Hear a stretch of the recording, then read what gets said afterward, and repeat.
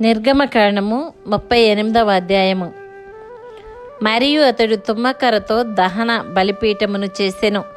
దాని పొడుగు 5 మూరలు, దాని వెడల్పు 5 మూరలు, అది చచ్చౌకమైనది. దాని ఎత్తు 3 మూరలు, దాని 4 మూలలను కొమ్ములను చేసెను. దాని కొమ్ములు దానితో ఏకాండమైనవి.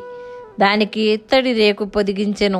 అతడు ఆ బలిపీఠ సంబంధమైన ఉపకరణములన్నిటినీ అనగా దాని బిందెలను, దాని గరిటెలను, దాని గిన్నెలను, దాని మొండ్లను, దాని అగ్ని పాత్రలను చేసెను. దాని ఉపకరణములన్నిటినీ ఇత్తడితో చేసెను. ఆ బలిపీఠము నిమిత్తము దాని జవ క్రింద దాని నడిమి వరకు లోతుగా ఉన్న వల వంటి ఇత్తడి జల్లెడను చేసెను.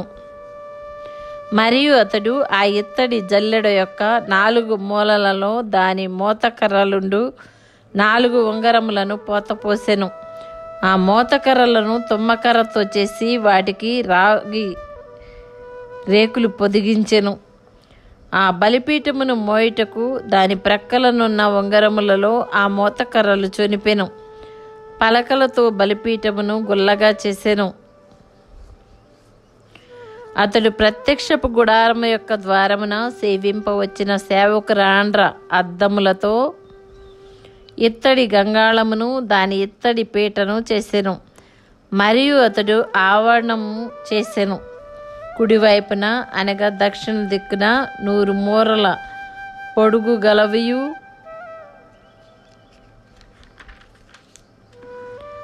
పేనిన సన్న నారవియు అయిన తెరలుండెను. వాటి స్తంభములు 20.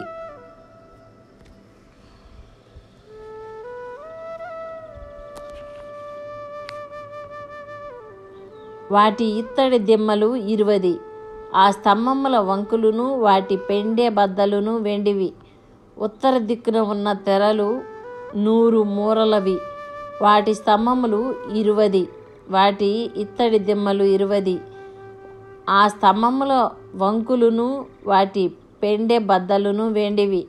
పడమటి దిక్కున తెరలు 50 మూరలవి. వాటి స్తంభములు 10, వాటి దిమ్మలు 10. ఆ స్తంభముల వంకులును వాటి పెండె బద్దలును వెండివి. తూర్పు వైపున అనగా ఉదయపు దిక్కున 50 మూరలు. ద్వారము యొక్క ఒక ప్రక్కను తెరలు 15 మూరలవి. వాటి స్తంభములు 3, వాటి దిమ్మలు 3. అట్లు రెండవ ప్రక్కను అనగా ఇరు ప్రక్కలను ఆవరణ ద్వారమునకు 15 మూరల తెరలు ఉండెను. వాటి స్తంభములు 3, వాటి దిమ్మలు 3. ఆవరణము చుట్టూ ఉన్న దాని తెరలన్నీ పేనిన సన్న నారవి. స్తంభముల దిమ్మలు రాగివి. స్తంభముల వంకులును వాటి పెండె బద్దలును వెండివి. వాటి బోదెలకు వెండి రేకులు పొదిగింపబడెను. ఆవరణపు స్తంభములన్నీ వెండి బద్దలతో కూర్పబడెను. ఆవరణ ద్వారపు తెర నీల ధూమ్ర రక్తవర్ణములు గలదియు పేనిన సన్ననారతో చేయబడినదియునైన బుటా పనిది. దాని పొడుగు 20 మూరలు, దాని ఎత్తు అనగా వెడల్పు ఆవరణ తెరలతో సరిగా 5 మూరలు. వాటి స్తంభములు 4, వాటి ఇత్తడి దిమ్మలు 4. వాటి వంకులు వెండివి. వాటి బోదెలకు వెండి రేకు పొదిగింపబడెను. వాటి పెండె బద్దలు వెండివి. మందిరమునకును దాని చుట్టూ ఉన్న ఆవరణమునకును చేయబడిన మేకులన్నీ ఇత్తడివి. మందిర పదార్థముల మొత్తము అనగా సాక్ష్యపు మందిర పదార్థముల మొత్తము ఇదే. ఇట్లు వాటిని యాజకుడైన అహరోను కుమారుడగు ఈతామారు లేవీల చేత మోషే మాట చొప్పున లెక్క పెట్టించెను. యోదా గోత్రికుడునైన హూరు మనుమడును ఊరు కుమారుడునైన బెసలేలు యెహోవా మోషేకు ఆజ్ఞాపించినదంతయు చేసెను. దాను గోత్రికుడును అహీసామాకు కుమారుడునైన ఆహోలియాబు అతనికి తోడైయుండెను.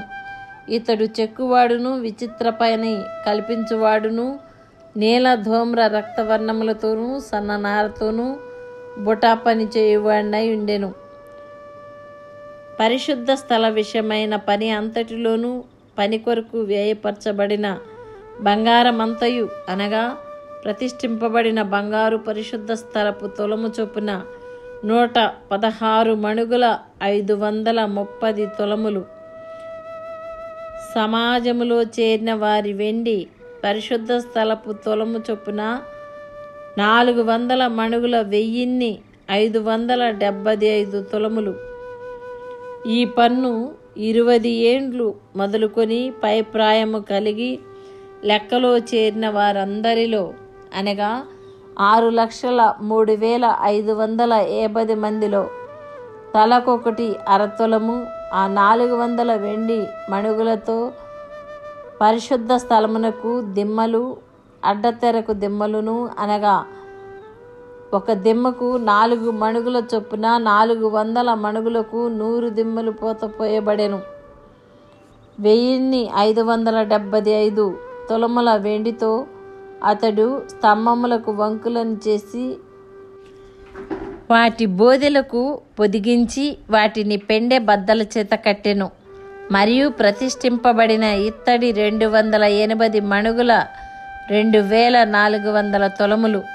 అతడు దానితో ప్రత్యక్షపు గుడారపు ద్వారమునకు దిమ్మలను, ఇత్తడి వేదికను, దానికి ఇత్తడి జల్లెడను, వేదిక ఉపకరణములన్నిటినీ, చుట్టూ ఉన్న ఆవరణమునకు దిమ్మలను, ఆవరణ ద్వారమునకు దిమ్మలను, ఆలయమునకు మేకులన్నిటినీ, చుట్టూ ఉన్న ఆవరణమునకు మేకులన్నిటినీ చేసెను.